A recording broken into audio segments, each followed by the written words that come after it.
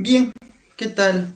Buenas noches, mi nombre es Renato Porras Nicho, abogado por la Universidad Nacional Mayor de San Marcos, estudiante de la maestría de Derecho Laboral y la Seguridad Social por la misma casa de estudios, asistente de cátedra, o bueno, jefe de prácticas del doctor Francisco Javier Romero Montes en el curso de Derecho Colectivo de San Marcos en la Universidad San Marcos, miembro principal del taller de Derecho Laboral y la Seguridad Social José Matías Manzanía y miembro fundador del Instituto de Resolución de Conflictos Laborales y Defensa Social IRCLADES, que este día sábado continuará con la segunda sesión de su conversatorio.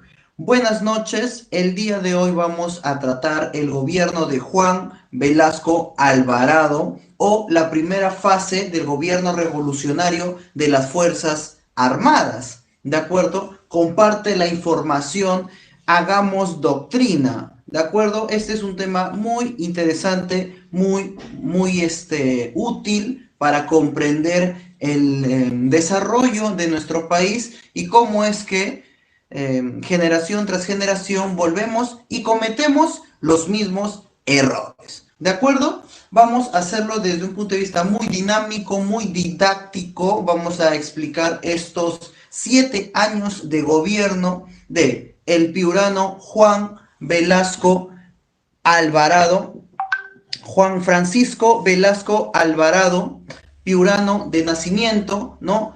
Nació el 16 de junio de 1910, llegó al poder entre 1968 y 1975 y fallece el 24 de diciembre de 1977. Fue un militar y político peruano. Valga verdades, Velasco vendría a ser el sueño glorioso de todos los cholos, ¿no? Salió de lo más bajo y llegó, pasó por todos los cargos de poder importantes en las Fuerzas Armadas llegando a ser la persona más importante y poderosa de nuestro país. Todo con esfuerzo duro, con dedicación propia, no hechos y no palabras, una filosofía bastante interesante, no un gobierno que transformó verdaderamente al Perú, ¿no? Entonces, desmitificando cualquier visión incorrecta de la historia del Perú, señalamos categóricamente desde Enfoque Laboral Peruano que el gobierno de Alberto Fujimori no representó un cambio sustancial en el desarrollo de las relaciones económicas en Perú. A diferencia del gobierno de Juan Francisco Velasco Alvarado, que de un país atrasado, gamonal, basado en la agricultura, con relaciones de servidumbre, ¿no? Pasó a un Estado moderno. En 7 años de gobierno, Velasco implementó las medidas necesarias que eran gritadas por la época, ¿de acuerdo? Fue un proceso revolucionario, no hay vuelta que darle, ¿no? Sin embargo, tiene sus matices propios, ¿de acuerdo? Aprender este punto de la historia es importante, pues vamos a ver cómo es que hay algunas cosas que no han cambiado en nuestro país. A pesar de los años, a pesar de las generaciones, los problemas vienen a ser lo mismo. Un saludo a la señorita Josefina Cabrera, ¿no? Difunda la información, hagamos doctrina, ¿no? Comparte el video con quien mejor considere, ¿no? Estos temas consideramos son importantes, son vitales, son necesarios, que todo peruano debe saber. Igualmente, un saludo fraterno para Rocío Risgo Aquino, ¿no? Buenas noches, señorita, encantada de llegar a todos ustedes. Difundan la información. Enfoque Laboral es un proyecto libre de derechos de autor. Vamos a hablar lo más rápido posible. Va a ser una clase muy sencilla, ¿no? Pero muy necesaria. El Perú es un país subdesarrollado, ubicado en Latinoamérica. Estamos en una situación, ¿no? Que por la corrupción, la inadecuada redistribución de la riqueza, es que seguimos con un nivel educativo y cultural muy bajo. Sin embargo, no siempre fue así. Hubieron momentos, ¿no? Chispazos en la historia, y la época de Velasco no es la excepción, donde el Perú destacó incluso a nivel internacional. Recordando cómo es el Perú, y no me van a dejar mentir los mayores, los adultos mayores, ¿no? En los años 60, 1960, 61, 62, el Perú parecía el mundo antiguo, parecía un país atrasado en el tiempo, en el siglo XIX.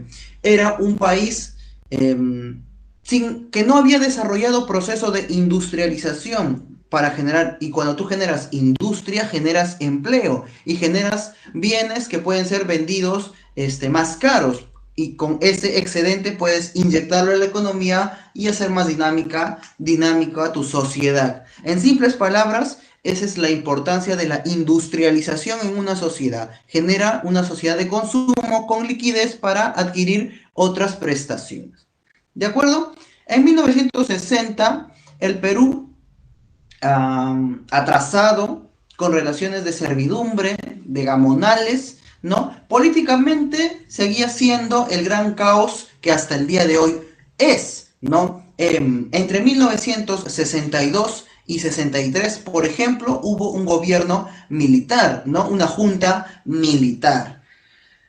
En el año 1963 son los militares quienes convocan a elecciones, de acuerdo, ganando como presidente en 1965 el doctor Belaúnde Terry. De acuerdo, en 1965 Belaúnde llega al poder, ¿no? Entonces, lo que caracteriza al Perú de esa época a nivel político es de una gran inestabilidad. Militares dando golpe de Estado, militando, entregando el poder al pueblo para que haga elecciones y ganen los partidos políticos, ¿de acuerdo?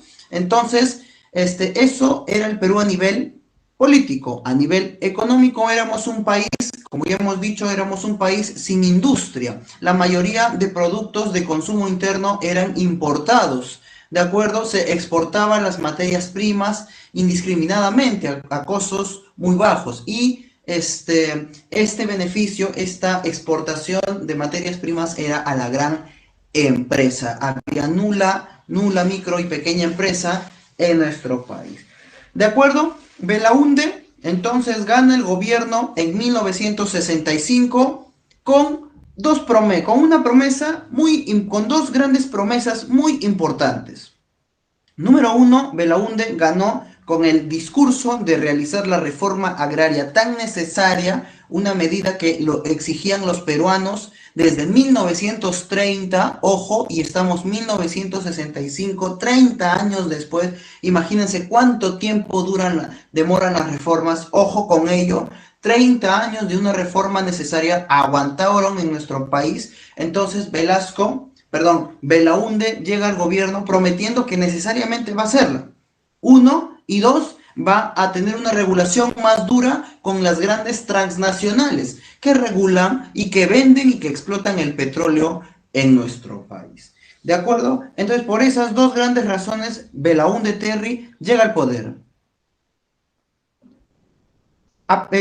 Ustedes ya sabrán la nota, lo que caracteriza al gobierno de Belaúnde Terry, ¿no? Y lo que representa históricamente Acción Popular como partido político, ¿no? Un partido político oficialista, considerado de centro, desde mi punto de vista de derecha, ¿no? Siempre ligado a los actos de corrupción, ¿no? Más neurálgicos de nuestro país. Y esta época no es la excepción. Afectaba, ¿no? A todos y a todas, ¿no? Entonces, Acción Popular, ¿no? Un partido que ya existía también en esta época, ¿no? Tenía control en el Congreso, ¿no? Tenía congresistas en esa época. Asimismo, ¿qué otro tipo de congresistas había? En el Parlamento de la época de Belaúnde Terry, 1965, habían apristas. Estaba el UNO, ¿no? Que era el UNO, la Unión Nacional Odriista. ¿De acuerdo? Entonces, la Acción Popular, el APRA, ¿no?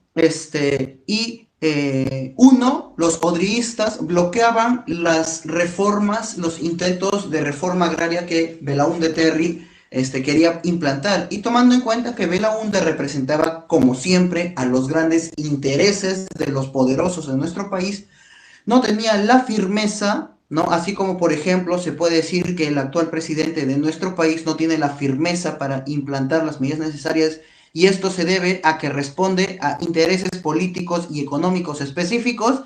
En el mismo contexto, Belaúnde tampoco iba a hacer lo que tenía que hacerse.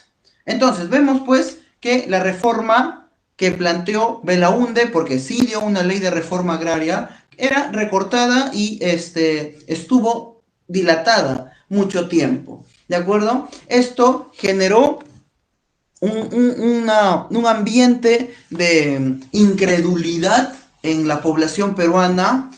Punto uno. Punto dos, el ejército, ojo con ello, oído la música en el Perú, el ejército tenía, y creo, tiene un rol protagónico en el desarrollo de las decisiones más importantes del Perú. En esa época, los militares que favorecieron a Belaúnde en un principio y que convocaron elecciones, hicieron que este gane, ahora ya veían uno que, y tomando en cuenta pues que los grandes militares de la época, a pesar de ser revolucionarios, eran anticomunistas, ¿no? Es que se decidió como una medida viable la reforma agraria. Y ya Belaúnde no era garantía de eso. Entonces los militares, es cuestión de poder, tenían que sacar de la figura, de la esfera política a Belaúnde Terry. Entonces, así es como se explica cómo los militares, cambiando, ¿no?, sus intereses, ¿no?, pusieron en el poder a Belaúnde, y al ver que este no respondía a los intereses, es decir, no iba a aplicar la reforma agraria, los militares mismos lo sacaron. ¿De acuerdo? Punto 1, punto 2, punto 3. El papel de las grandes transnacionales en nuestro país.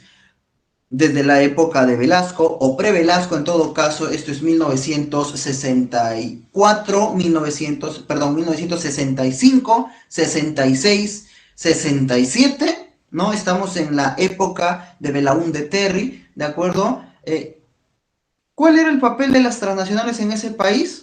¿No? Por ejemplo, una de las más grandes, la IPC, la International Petroleum Company, una empresa petrolera con filial en Standard Oil de New Jersey, en Estados Unidos, y también, ¿no?, con sede en Canadá.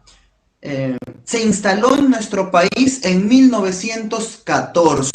Entonces, para 1966-67, la IPC, una transnacional muy poderosa que se encargaba de explotar, ¿no?, de extraer el crudo del petróleo, ¿no? Tenía mucho poder, e incluso había un punto pendiente: el pago de los tributos de esta empresa en favor del Estado peruano. ¿De acuerdo? Entonces, así es como llega Belaúnde Terry al poder, con la promesa de la reforma agraria que se vino abajo, y con la promesa de negociar con la International Petroleum Company para el pago de sus tributos. La IPC, ¿no?, la International Petroleum, decía que no tenía por qué pagar más tributos al Estado peruano porque eran dueños del subsuelo. ¿Y cómo así eran dueños del subsuelo? Por un arbitraje, ojo al oído de la música, por un arbitraje que favoreció a la IPC en los años 1920. Por los años 1920, ¿no?, se desarrolló un arbitraje en favor de IPC, señalando que es dueño del subsuelo, por lo tanto ya no tiene derecho a pagar más tributos. ¿De acuerdo? Muchos historiadores han reconocido que la IPC tenía la importancia de ser un enclave estratégico de Estados Unidos en nuestro país, ¿no? Lo cierto es que la gota que derrama el vaso es el escándalo de la página 11. ¿De acuerdo? Ahí hagamos una pausa, comparte la información, hagamos doctrina. Estamos desarrollando los antecedentes del gobierno de Juan Velasco Alvarado y cómo es que este piurano de nacimiento llega al poder, ¿no? En algún momento, no de mi vida, dije de chiquito quiero ser como Velasco, ¿no? Porque consiguió muchas cosas, obtuvo muchos cargos, ¿no? Obtuvo mucho poder y lo hizo en favor de las grandes mayorías. Lo logró. ¿De acuerdo? Velasco lo logró. ¿Qué faltó? Ya lo vamos a decir en su momento y al final esta clase tiene un mensaje esperanzador. Comparte la información, hagamos doctrina.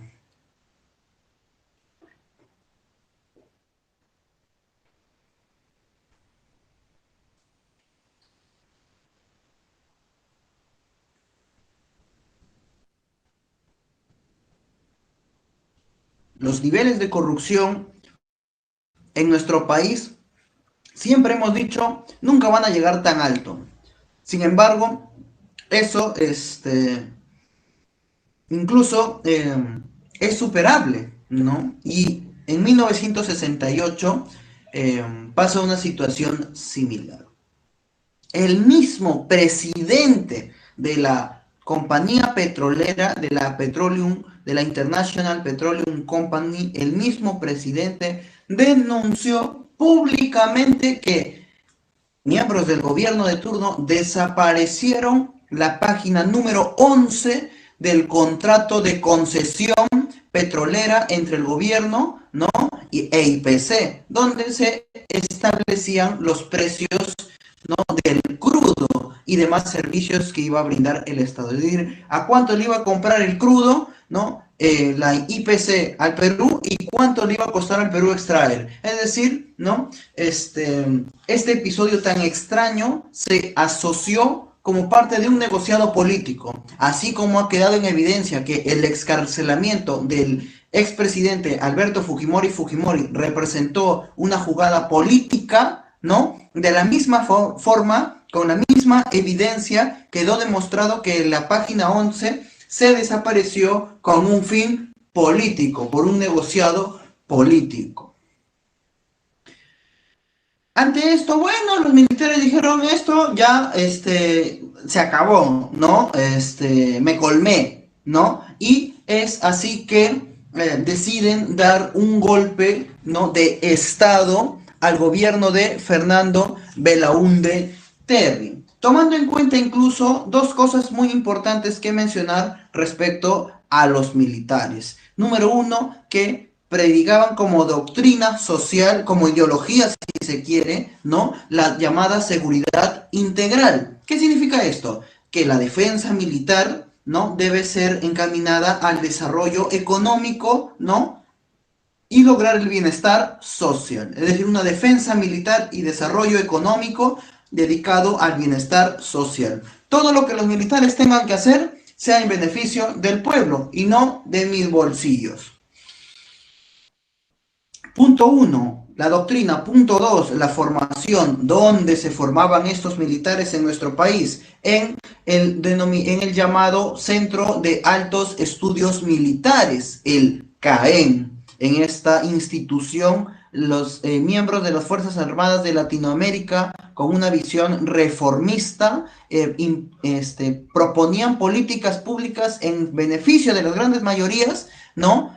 A fin de evitar el avance del comunismo. Es así, en ese sentido, que los militares ven una solución, ¿no? En beneficio de todas y todos, ¿no? En realizar la reforma agraria, porque esto implica la repartición de la tierra de manera más justa para así evitar levantamientos campesinos, los cuales podrían acercarse a las guerrillas marxistas del MIR, por ejemplo, del Movimiento Comunal del Centro, por ejemplo, las guerrillas propuestas por el mismísimo Hugo Blanco, ¿no? También, entonces, eso era la intención de las Fuerzas Armadas, ¿de acuerdo? Entonces, estalla el escándalo de la página 11, las Fuerzas Armadas se colman de paciencia, ¿no? Y deciden dar el golpe de Estado a través de, y acá aparece en escena del jefe del Comando Conjunto de las Fuerzas Armadas, el rango militar más alto en nuestro país,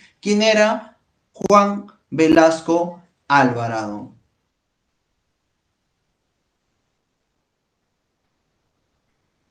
Juan Velasco Alvarado, piurano de nacimiento, decide venir a la ciudad de Lima a probar suerte, haciendo el servicio militar obligatorio. Acaba como el primer puesto de su promoción y luego de ello adquirió, ya con el rango de oficial, empieza a desempeñarse como profesor en escuelas militares. Durante su vida activa como militar, fue destacado en múltiples oportunidades a la selva, por lo que conocía la realidad de esta parte del país. Cuando adquirió el rango de general, participó como agregado militar en muchos países, como Francia y Estados Unidos, entre otros. Y al momento del golpe de Estado, era el jefe del Comando Conjunto de las Fuerzas Armadas. Comparte la información, hagamos doctrina, ¿no? Difunde el video. Enfoque Laboral Peruano es un proyecto libre de derechos de autor, ¿no? Difunde el video como mejor consideres. Y vamos a comentar cómo es que Velasco hace su golpe de Estado, ¿no? Cómo Velasco llega al poder.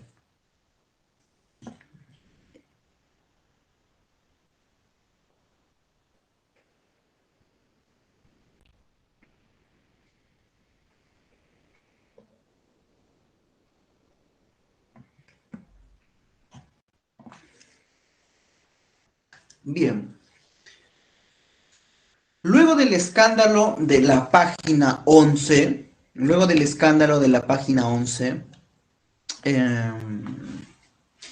y ante el retiro de la confianza del Congreso de turno al gabinete de Belaúnde, es que el día 2 de octubre, el miércoles 2 de octubre de 1968, el nuevo gabinete de Fernando Belaúnde Terry está juramentando.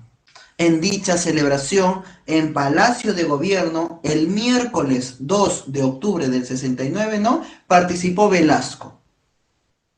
Al día siguiente, el jueves 3 de octubre del 1968, se lleva a cabo el golpe militar de la Junta Revolucionaria liderado por el jefe del Comando Conjunto de las Fuerzas Armadas.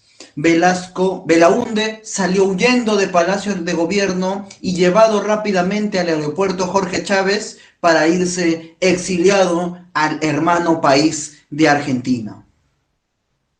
Velasco, ese mismo día, 3 de octubre del año 1968, el 3 de octubre de 1968, Velasco llega en helicóptero a Palacio de Gobierno a las 5 de la tarde aproximadamente, y 2 horas después juramenta como presidente de la República. Cabe señalar que Velasco no es una figura autónoma y sola. Sin el apoyo de grandes generales y coroneles no hubiera podido consolidarse tanto tiempo en el poder. Por ejemplo, cabe mencionar a los coroneles José Graham o también a Rafael Hoyos Rubios, entre otros. A nivel político, Velasco, número 1, cierra el Congreso, sin duda alguna. Número 2, desaloja a los ministros, los desafuera, les quita el sueldo. 3, detiene a los principales dirigentes apristas, ¿de acuerdo? Y militantes, ¿no?, y congresistas involucrados en delitos de corrupción. Si bien no hubo protestas masivas ante el golpe de Estado de Velasco Alvarado, sí hubieron protestas fuertes en Arequipa y Cusco en ese año. Los universitarios en Lima también salieron a protestar, siendo reprimidos por el gobierno de turno. Sin embargo, la respuesta contestataria de los alumnos se dio cuando Velasco plantea clara y firmemente que iba a desarrollar la tan anhelada reforma agraria. La propuesta de reforma agraria de Juan Velasco Alvarado era muy radical incluso para los izquierdistas de esa época. Velasco anuncia que se está desarrollando la primera fase del gobierno revolucionario de las Fuerzas Armadas. Así se conoce históricamente al periodo del gobierno de Juan Velasco Alvarado de 1968, de el 3 de octubre de 1968 hasta 1975, cuando el general Francisco Morales Bermúdez se declara presidente de la República, da inicio a la segunda fase del gobierno revolucionario, ¿no? En 1975 y desmantela todas las políticas que había implementado Juan Velasco Alvarado. ¿Qué reformas propuso drásticamente el expresidente Velasco? Número uno, la reforma agraria, que vamos a tener un punto especial. Al punto en el que me quiero detener es sobre la nacionalización de los recursos a cargo de la International Petroleum Company. La IPC fue expulsada del gobierno, ¿no? En 1969, al primer año del gobierno de Velasco Alvarado, ¿no? Y esta transnacional se encargaba de la explotación de los yacimientos de la Brea y Pariñas 1 y 2 del yacimiento de Talara. Entonces, esta empresa fue expropiada por el gobierno de Velasco, ¿no? Y nacionalizada. Juan Velasco Alvarado, a los días de asumir sus funciones, ¿no? El 9 de octubre de 1968 declara, ¿no?, la nulidad de la indigna Acta de Talara y en cumplimiento de cautelar los derechos de la República de acuerdo al artículo 207 de la Constitución, se emite el decreto ley que ordena la inmediata expropiación de todo el complejo nacional La Brea y Pariñas. 9 de octubre de 1968. Así, el ejército tomó el control de las instalaciones y expulsó del país a la IPC, la que controlaba, como hemos dicho, los yacimientos de La Brea y Pariñas y Talara. Es justamente que a este día, el 9 de octubre, se le conoce como el Día de la Dignidad Nacional.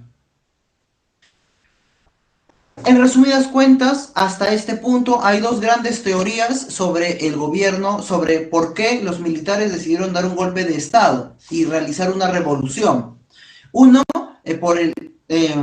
unos dicen que esto se debió al escándalo de la página 11. Sin embargo, muchos historiadores coinciden en que esto se debe a un análisis que realizó el ejército del turno, considerando al APRA como un gran mal que no debe llegar al poder. Esto es, que Víctor Raúl Haya de la Torre no sea presidente de la República, ¿no? Y para impedir esto, impedir que Haya llegue al poder, y dado que al APRA se le relacionaba con Cuba, ¿no?, con el socialismo, ¿no?, se temía que el Perú se convierta en una Venezuela, en una Cuba, ¿no? Entonces, nuevamente hemos mencionado que los militares, si bien revolucionarios, son anticomunistas.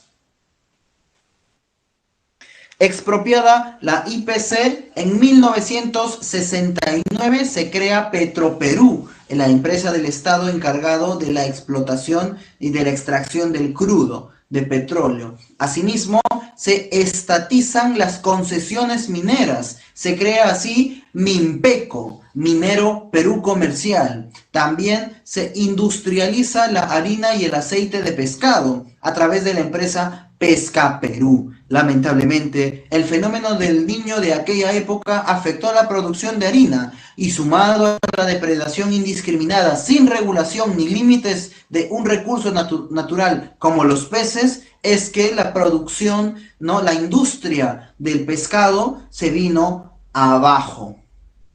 Asimismo, Velasco intentó proponer una reforma integral del sistema educativo. Lamentablemente, la respuesta social al tener un gobierno dictatorial, ¿no?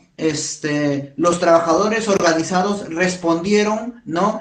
A través de protestas violentas, ¿no? Reclamando su justo derecho a un salario más justo, a un salario más alto, ¿no? Entonces, pues, ya iniciados en el gobierno de Velasco, expropiada la IPC, en 1970 se anuncia la llamada reforma industrial. Bajo el principio de la autogestión, ¿no? Velasco proponía el desarrollo de una economía independiente, inyectar capital en pequeños empresarios para que puedan subsistir solos. Es decir, Velasco tenía la visión de que el Estado debe ser el garante para el desarrollo de la micro y la pequeña empresa, una economía de autogestión. Asimismo, fomentó la creación de comunidades industriales que hacían las veces de representantes de los trabajadores. Muchos reconocen que el gobierno de Juan Velasco de Alvarado representa en el Perú un tránsito de un país rural o feudal con relaciones de servidumbre y hasta de semi-esclavitud con estructuras propias del siglo XX a una sociedad moderna, políticamente democrática y con una economía redistributiva. Es decir, que todos participan en la riqueza y no se queden unos pocos, ¿no? Se promueve la industria manufacturera. ¿Cómo así? Si se produce, pues, se produce algo, ¿no? Si se produce un bien por la industria nacional, se prohibía inmediatamente la importación de ese bien. Por ejemplo, si yo produzco lápices, ya está prohibida la importación de lápices. ¿De acuerdo?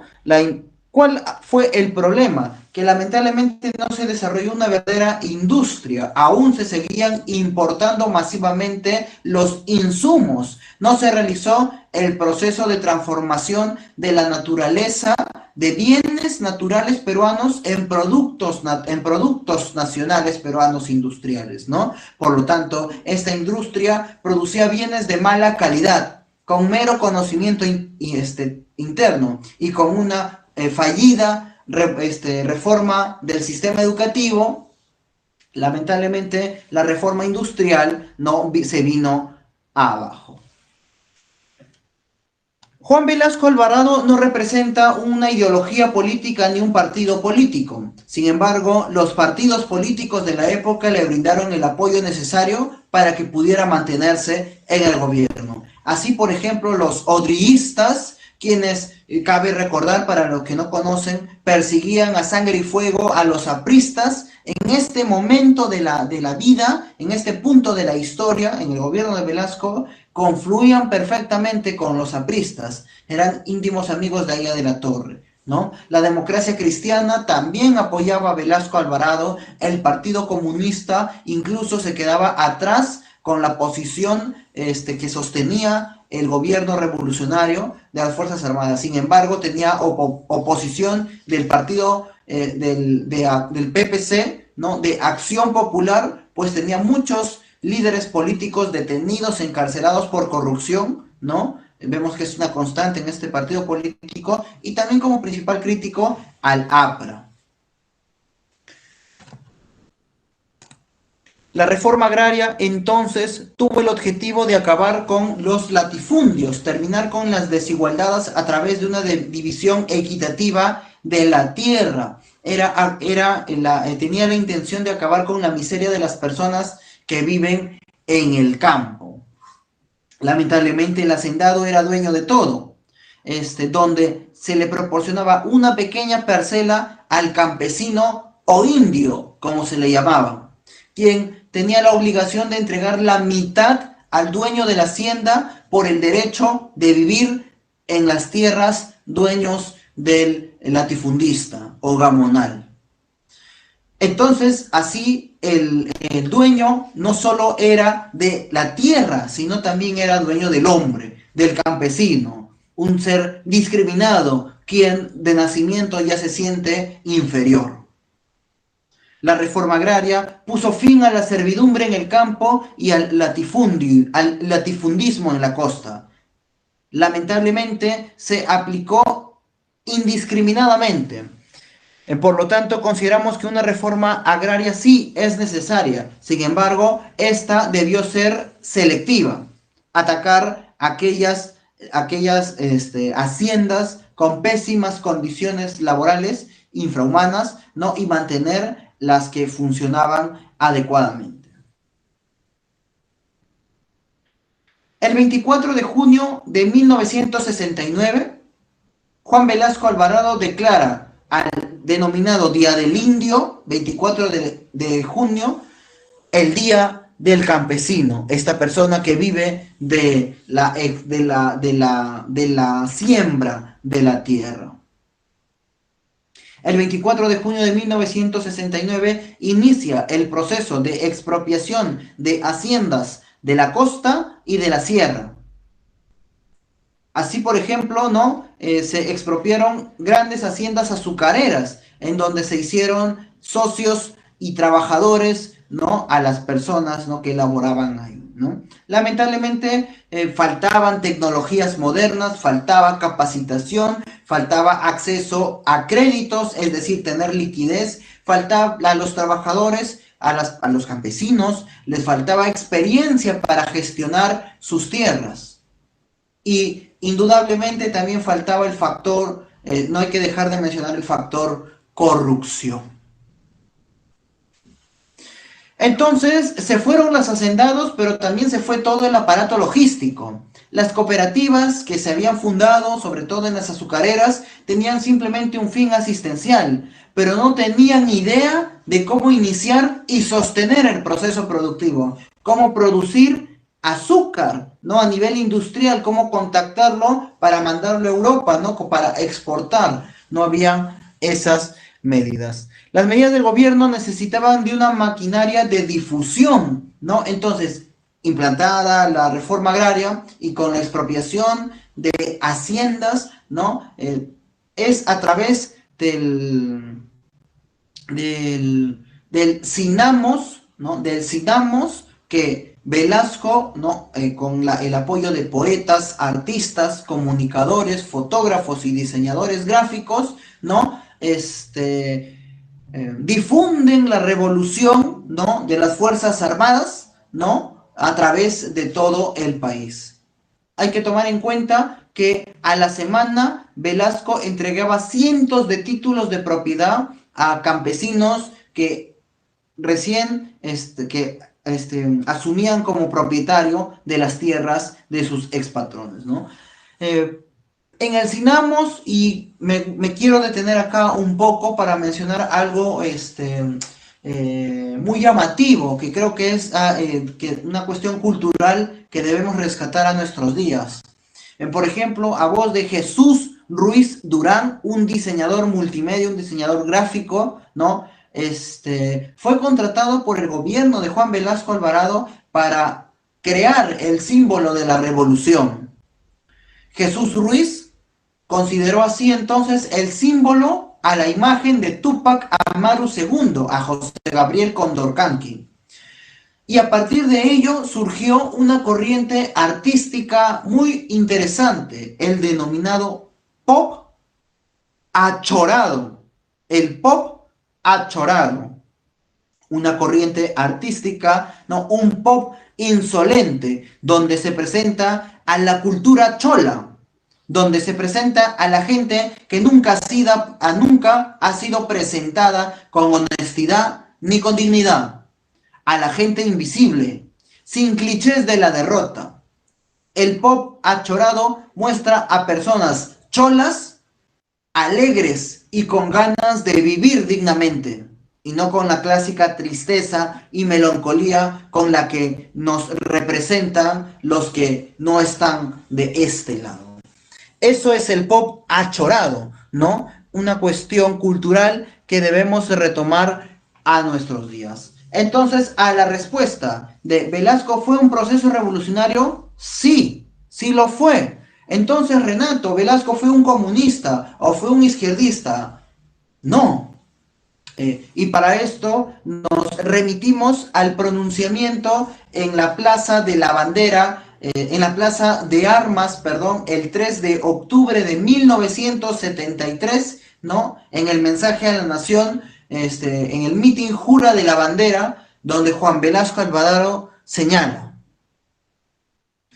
reconocer nuestra pertenencia ideológica a una tradición revolucionaria de la que forma parte la tradición socialista hace de nuestra revolución una revolución marxista. De ninguna manera. Para nosotros, las contribuciones teóricas no constituyen ni dogmas ni anatemas. Por eso, refiriéndome a nuestra revolución en julio de 1969, declaré en un centro universitario que quienes gobernamos en el Perú no somos marxistas, pero estamos haciendo una revolución. Y eso es lo que importa. Entonces, el gobierno de Juan Velasco Alvarado es un gobierno nacionalista, militar, revolucionario, ubicado en ese momento histórico en el movimiento de los no alineados, es decir, a este conjunto de países que mantenían una posición neutral en el panorama mundial de la Guerra Fría y la polarización ideológica que existía entre Estados Unidos y la Unión Soviética. En simples palabras, el Perú tenía una política internacional propia, no dependía de los grandes ejes del poder ni del mundo. Velasco se erigía como una tercera opción. Ni el capitalismo yanqui ni el comunismo soviético. Una tercera opción latinoamericana, nacional, industrial y redistributiva. Ante esta posición neutral de Juan Velasco Alvarado respecto a la Guerra Fría, Estados Unidos decide dejar de venderle armas al Perú. Velasco entonces, ni corto ni perezoso, establece relaciones diplomáticas con China, con Cuba, con la URSS, con todo el bloque socialista. Incluso mucho se dijo de que Velasco estaba virando al socialismo.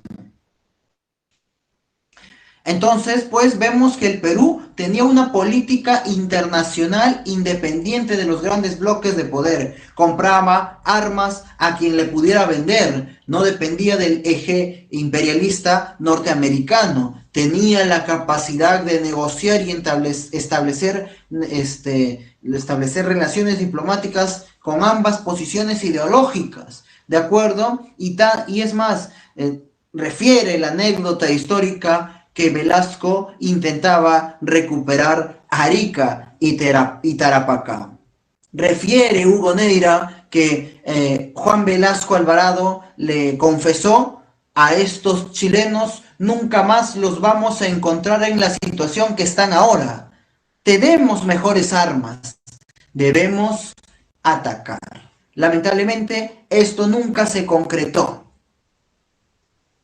Hemos dicho, pues, que en 1971 se funda el Sistema Nacional de Apoyo a la Movilización Social, SINAMOS, este organismo de difusión de las reformas que estaba implementando Juan Velasco Alvarado a cargo del general Leónidas Rodríguez. Sin embargo, el ideólogo de este proyecto era Carlos Delgado. Velasco no requería un partido, pero sí requería articular las políticas públicas y requería el apoyo popular para continuar con esto. El SINAMOS entonces era un organismo de pacificación del pueblo, de difusión de las reformas. Apoyó y controló la organización de los movimientos campesinos, estudiantiles y profesionales. Es a raíz del SINAMOS que surge, ¿no? y se funda la Central de Trabajadores de la Revolución Peruana. A esto, pues, lo podemos considerar como sindicalismo corporativista, con una esencia muy distinta al corporativismo fascista de los nazis o de la Italia de Mussolini.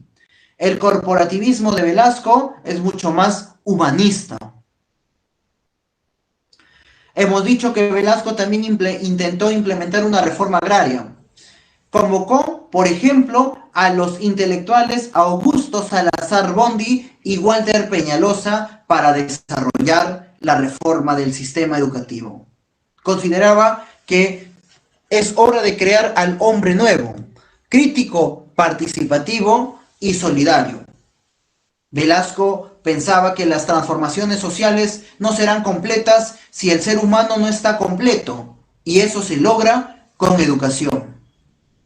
Lamentablemente hubo enfrentamientos con el Subtec, quien recién había surgido, se había organizado, y pues debido al carácter vertical, autoritario, pues es una dictadura, y hay que decirlo como es, Juan Velasco Alvarado era una dictadura, y si no hubiera sido tal, no hubiera podido implementar esas reformas, ¿no? Ante esta verticalidad y autoritarismo, los trabajadores organizados, en esta oportunidad los profesores, se opusieron duramente a Velasco.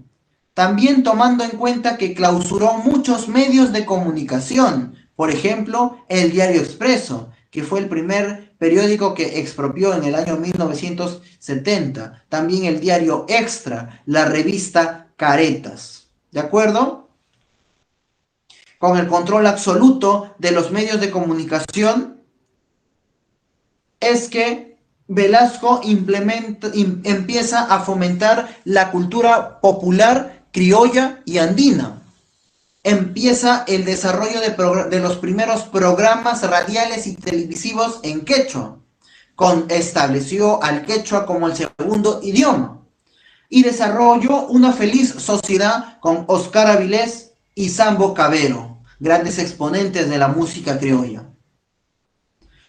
Juan Velasco Alvarado en 1973 enferma gravemente, pierde una pierna y al estar aislado tenemos por un lado que los militares ya buscaban un nuevo líder, pues el gran y poderoso Velasco no era más que el reflejo de una persona cansada y débil, ¿no? No solo se enfrentaba al ejército Velasco, sino también a la marina. 1975 fue el punto de quiebre, con crisis económicas, conflictos sindicales, reclamos por incrementos de sueldo y alzas en el costo de vida. Con el crecimiento de la deuda externa, ¿de acuerdo? Es que, lamentablemente, ¿no? El 5 de febrero de 1975, un día muy importante para el Perú, ojo con ello, para los policías sobre todo, el 5 de febrero de 1965 se desarrolla la huelga verde, la huelga de los policías en nuestro país, solicitando mejores condiciones laborales. Dicha protesta de policías fue fuertemente reprimida por los militares, por el ejército. Murieron 90 personas, más de 100 quedaron heridas. Y entonces vemos a una sociedad convulsionada, a un ejército dividido y con un líder debilitado. Todo cae cuando Francisco Morales Bermúdez declara públicamente en la ciudad de Tacna el inicio de la segunda fase del gobierno revolucionario de las Fuerzas Armadas. Se dice que en ese mismo momento Velasco levantó el teléfono para hablar con los generales más importantes del país y nadie le contestó. Velasco entonces entendió que estaba solo. Derrocado, en 1975 Velasco se retira de la vida pública y fallece el 24 de diciembre de 1977, con un país completamente transformado, con el desarrollo de grandes migraciones y con un velorio multitudinario, pues el pueblo peruano supo reconocer en él una persona que verdaderamente se comprometió con el desarrollo de su pueblo, ¿no? Y que lamentablemente se enfrentó, ¿no? Y la salud le jugó una mala pasada, ¿no? Pero que sin embargo nos deja la esperanza de que a través de la educación y la mejora, porque eso fue lo único que faltó en la reforma agraria, educación, cultivarnos, aprender, ¿no? Si hubiera habido este factor, estaríamos en otra circunstancia. Quizá el Perú ahora sería un país del primer mundo. ¿De acuerdo? Entonces, eso es el gobierno de Juan Velasco Alvarado vamos a proceder a desarrollar las preguntas. Nos hemos extendido demasiado. Muchísimas gracias por su participación. Amigos y amigas, esta ha sido una clase muy nutritiva, muy necesaria, ¿no? La moraleja es que el Perú fue un antes y fue un después con el gobierno de este piurano, de Juan Velasco Alvarado. Él fue el verdadero transformador de nuestro país en el siglo XX. Y no Alberto Fujimori. Ambos cerraron el Congreso. Ambos tuvieron mucho poder. Pero vemos cómo los grandes hombres, al morir, tienen grandes personas y muchas personas a su alrededor. Juan Velasco Alvarado, en su entierro, ¿no? Fue una de las manifestaciones públicas más concurrentes. Creo que vivir, ¿no? Pensando en una existencia, ¿no? Que será agradecida por los demás, basta para construir una sociedad mejor. Pero esto no lo vamos a poder lograr si no nos educamos. ¿De acuerdo? Muchísimas gracias por su atención. Compartan la información, difundan el video, no hagamos doctrina.